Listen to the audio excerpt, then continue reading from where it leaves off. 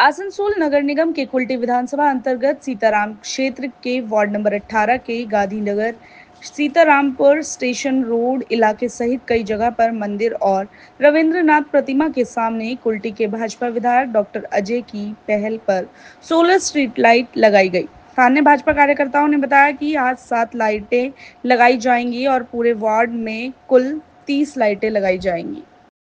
Street light 18 নম্বর 19 নম্বর ওয়ার্ডের মধ্যে আজকে মেনলি 18 নম্বর ওয়ার্ডে যে সমস্ত মন্দিরগুলো আছে সেই মন্দিরের জন্য আমাদের বিজেপি ভারতীয় জনতা পার্টির তরফ থেকে সোলার লাইট লাগানো হচ্ছে।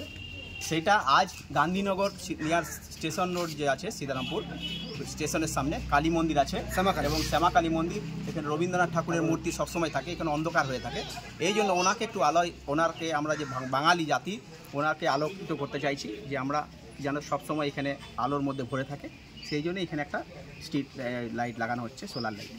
কার উদ্যোগে হচ্ছে আর কত স্ট্রিট লাইট লাগবে এখানে? এখানে মোটামুটি আজকে তো আমরা 7টা লাগাবো, কারণ একদিনে অত সম্ভব হবে না, কিন্তু আমার গোটা ওয়ার্ডে 30টা লাইটের কথা আছে। তো আজকে প্রথমটা শুরু হচ্ছে এইখান থেকে কালী মন্দিরের থেকে, তারপর অনেকগুলো আছে, ভাডরা আছে, বোকা বাবা মন্দিরের কাছে কালী মন্দির আছে, এই কালী মন্দিরগুলোতে শিব মন্দির আছে, সব মন্দিরে একটা করে স্ট্রিট লাইট লাগানো হবে।